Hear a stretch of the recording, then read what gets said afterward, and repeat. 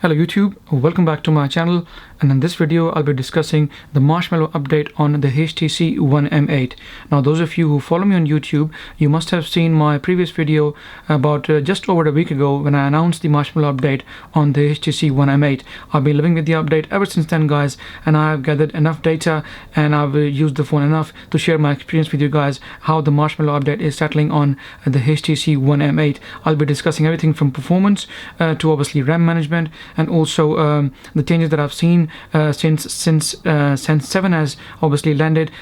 Before we discuss any further, let's quickly show you first of all which version of Marshmallow the HTC One M8 has and which version of Sense the phone has as well. So going into software information, as you can see, it has Android 6.0 Marshmallow along with Sense version 7.0, which is the latest version available on HTC, and the software number is 6.12.401.4. and also let's have a look here. As you can see, they've also given you the security patch level for the month of January, so the phone is up to date with the security patch level as well, which is very good by HTC. Okay, so the very first thing that I noticed that once the update was finished, the phone looks more or less like the HTC One M9. From the clock widget to weather widget, everything was pretty much the same. There was a home widget here which I will show you in just a moment. Let me get into the widget section and then I will show you the main home widget, the Sense home widget, which I got with the phone. So there we go. This was the widget that I got, and the special thing about this widget is that you can actually have three different profiles. You can have work profile, then you can have your outdoor profile, and you can also have your home profile as well. So the widgets will change according to your wherever you are. If you're at home, it will change to your home widgets, and if you're at work or out and about, it will change respectively. To be honest, I'm not a big fan of that because I don't see the practical side of it in my day-to-day life. That's why I ended up removing it. But just to show you guys, this is how it is. It makes default folders, downloads, suggestions and everything, and then the apps keep on going into respective folders as you install more and more apps. Okay, also one thing that I noticed was in here they have removed basically the profile button. I'll show you again on the widget section. Let's go into the widget section again, and this is one thing which I did not like. I don't know why I just removed it, but let's go here at the bottom and I'll show you in just a moment what I mean. As you can see, the small widgets and buttons here right at the bottom, these are the HTC default widgets. There you go. The auto sync button, the auto rotate widget, the Bluetooth widget, the data dashboard is still there, which is one of my favorites, GPS, roaming, mobile, and the power dashboard. But as you can see, brightness, ringtone, timeout, Wi-Fi, they're all there, hotspot, sync all as well. But the one which is missing is the profile one. We used to have a profile button through which you could put your phone to silent and vibration mode, and I used to use it very often. Unfortunately, that is gone now. That is not there, and the only two ways in fact you can put the phone on silent is by obviously using the volume button here. You can go all the way down, and then you can put the priority mode to on, and from here the phone goes into complete silence, as you can see on the top with that symbol. Or you can also activate it in your notification menu, and you can use it change it from here as well. There you go. So this was supposed to be a button. There was a button there before, which has gone now, so I don't like that. It was my personal favorite. Most people, I'm sure, won't be even fussed about it, but I was, because I was using it a lot. So that's gone now, and there's only two ways of doing it. Either you can put it on, like I said, on the notification menu here, or you can use the volume rocker button, which I think is a bit more time consuming. It was much easier before. Okay, now also one thing I noticed, the double gesture for me is not working. Let's go into the gesture display and gestures, and as you can see here, the motion launch and gestures, which includes obviously double tap to wake up and sleep. Now I did enable it and then I did disable it, but it's not working. It was working initially for the first few days, and then all of a sudden it stopped working. I think I'll probably have to restart the phone to find out, because without that I will not be able to know. It could be a bug, because I've seen other videos on YouTube and people have reported that actually it is working fine with no issues, but in my case the double tap to wake up and sleep button is not working. What I will do is, guys, once I'm about to finish the video, I will restart the phone and see if this thing works. We will just enable it anyway regardless. So allow, okay, allow again. This is because of the function that I just by mistake activated, which is swipe down to turn on voice dialing. There we go. I'll switch that off. So double tap to wake up and sleep, guys. So this is up, and we'll see if that works. Let me just show you if that works. I'll put the phone in my hand, double tap. As you can see, it's not working. It should work straight away. This is not the kind of double tap which you leave the phone on a surface and it comes up. It doesn't come on like that, so you have to hold the phone in your hands. As you can see, it is not working for some reason. So what I'll do is, like I said guys, right at the end of the video I will restart the phone and see if that thing works, and hopefully I won't forget about it. Excuse me. Okay, now have a look at the camera interface guys. The camera interface has been simplified now. If you go on here in the settings, you can see it's pretty much stock like. You have selfie camera option, you have the main camera and panorama. You can add more obviously from the HTC's own I think the settings in there, or probably this might take you to the Play Store where you can have individual modes installed, because people complained previously in the past that the phone had loads of options and people were getting confused. So probably they have reduced it to make sure that it's not confusing for the majority of the people. Any questions on the camera interface guys, please feel free to ask me. And obviously time limitations, I can't go through every single thing, but it's pretty much the same as it was before. The makeup level, continuous shooting and everything is all there guys, so nothing to worry about. Review duration and stuff. Any questions, like I said guys, please feel free to ask me in the comment section and I'll be more than happy to help on the camera side. Okay, now let's discuss the app permissions. Now let's go into settings and get into apps. Now this is one thing which has been added into Marshmallow. You can now set individual apps and their own independent permissions as well. I'll show you in a moment what it means. Let's go into the camera and see if we can have, there you go, you can see the permissions here, and I can stop the camera for working. So if I deny the camera, I say if you deny this permission, basic feature of your device may not longer function as needed. So we can deny it. The reason of showing you this is because you can, like I said, you can control app permissions now, which wasn't possible in KitKat or Lollipop before. So now let's turn the camera on, see if the camera comes up. There you go. As you can see, it's asking allow camera to take pictures and record video, and if I say deny, it will go off and it will not allow it to actually use the camera. So this is individual app permissions which you can set from settings, and then go into apps again, like I said guys, and you can set up individual permissions for whatever reasons you need that permission for.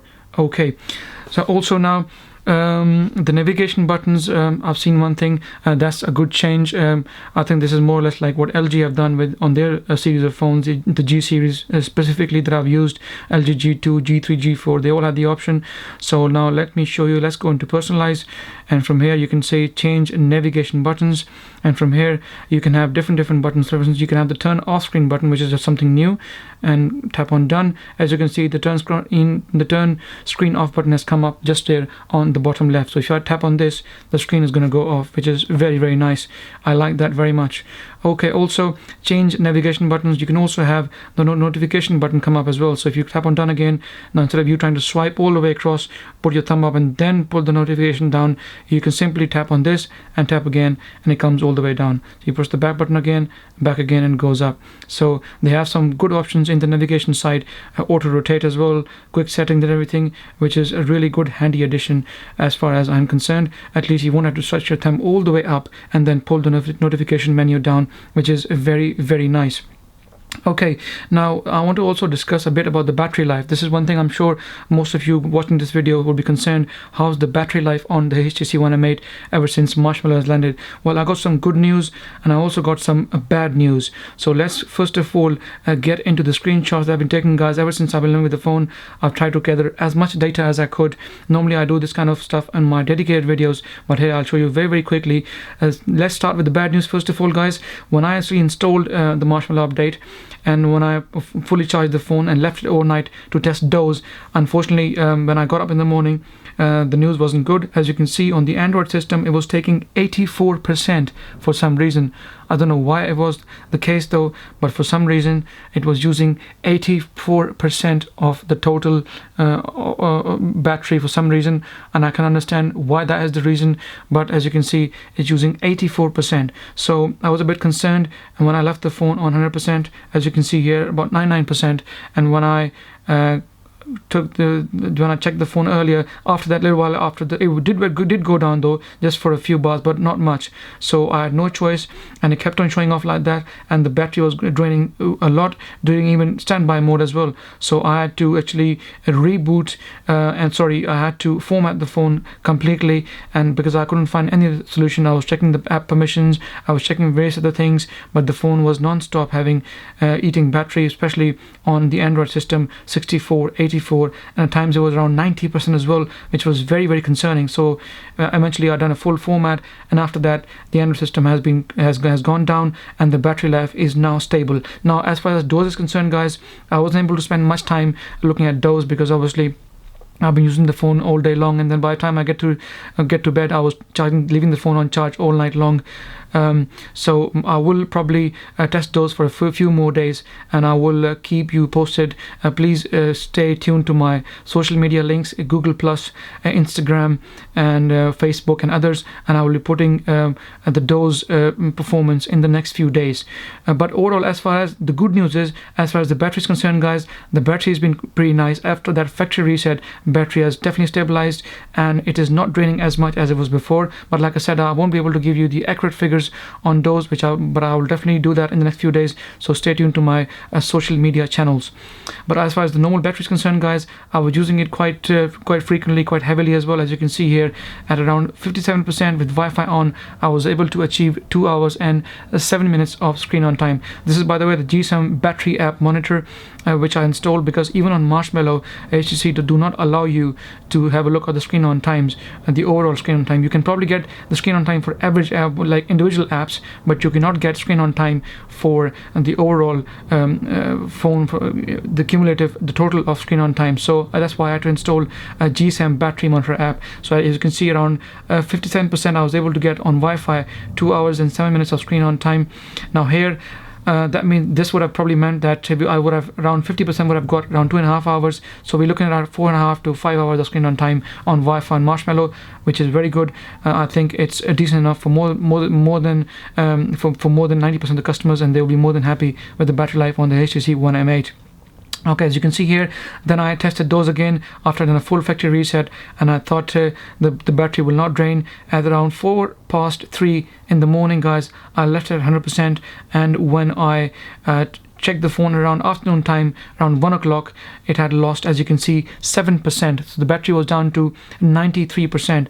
Now those is not working for now, guys, and I've only done this once or twice, but like I said, ever since the factory reset, I haven't been able to do so. But I will definitely keep you informed on my social media links. But for the first couple of attempts, DOS doesn't seem to kick in. It doesn't seem to work for some reason. It was the Android system bug at the back, which probably has now been cleared after the factory reset. But I will definitely report back to you guys and let you know if the DOS thing is still working and standby battery drain has finished. Okay, now again, I was using, after 93%, I kept on using the phone mostly on Wi-Fi. As you can see, after the factory reset, the Android system went down to 3%. So this is the good news, and the excessive use of Android system is not there anymore throughout the past week, ever since I've been using the phone. Used the phone quite aggressively again, guys, down to 50%, and using my social media, Facebook, Google Plus, YouTube, I was able to achieve at around 50% a total screen on time of 1 hour and 48 minutes. This was on Wi-Fi. It was slightly down as compared to what I had before, but still manageable. So we're looking at around maybe 4.5 to 4 hours of screen on time. As you can see, 22%, and I had 3 hours and 39 minutes of screen on time, which means probably I would have ended up around 4.5 hours of screen on time. So on Wi-Fi, you're looking at around 4.5 to 5 hours of screen on time.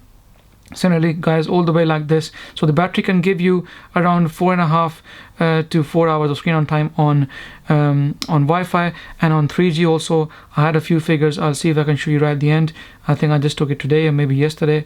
I can't remember, but let's have a look and see if I can show you very, very quickly. There you go, guys. Yeah, so on 4G, I had 50% battery, using it non-stop all day. I think it was today. And I was WhatsApp, YouTubing, Australian Open app, Facebook, Twitter, Google Plus, and I was able to achieve 2 hours of screen on time with 4G and 3G at 50%. So we're looking at around maybe 3.5 to 4 hours of screen on time. Also, it depends how you use the phone. If you use the phone aggressively, use more YouTube and less apps, obviously you're going to be draining more battery out of the phone. So the battery wise, guys, the M8 is settling well with the Marshmallow.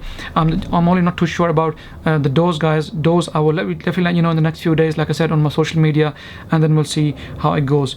In general, overall, guys, the phone's performance has been very smooth, very nice. I haven't seen any reduction in speed or anything else. The phone seems to be responding pretty well, and I am very happy with the way things are going so far. Also, the speakers on the HTC One M8 are simply classy. They're very, very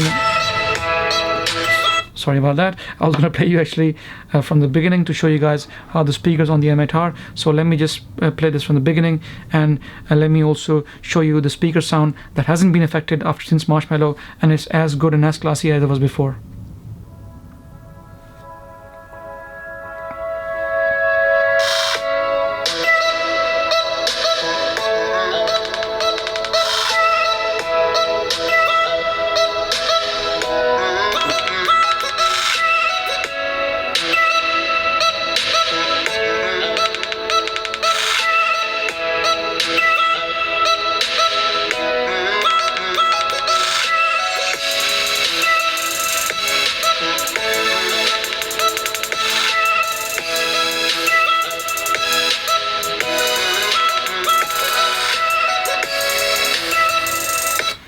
The boom sound speakers are simply awesome on this phone. I think they're even better than the HTC M9. I was hearing the M9 the other day. One of my mates, he had it, and the sound was more surround. It wasn't as strong, but on the M8 I still think the speakers are far much better as compared to the HTC One M9. So all in all, guys, a decent update so far of what I've seen, apart from one little bug that I showed you.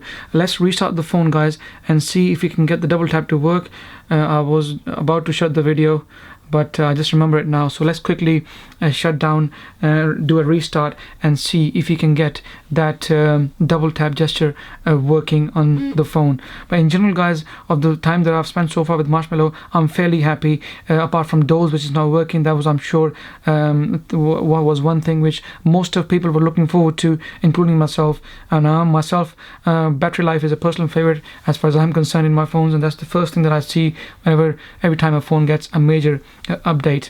But in general, like I said, guys, performance hasn't been a problem for me. I've been happy with the Marshmallow update. It has taken its time to settle down. It did require me to factory reset it once, but since then no issues whatsoever. As you can see, it has booted up fairly quickly within just a few seconds, which is very good. Once again, let's have a look and see if you can get that double tap thing to work. Let's get into settings. Obviously it's taking its time to boot up, so that's why I'm slowing down just a bit. It takes a few seconds before the phone shuts down. GPS and everything is obviously at the back end running.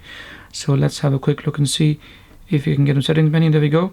And let's go into personalize again, and let's get into where is that gone? Navigation buttons. No, it was gesture control, wasn't it? Yes. Okay, so let's have a look, and display and gestures, and let's have a look. The motion gesture is now turned on. Let's turn the phone on standby again, lift the phone up in our hands, and see if this works.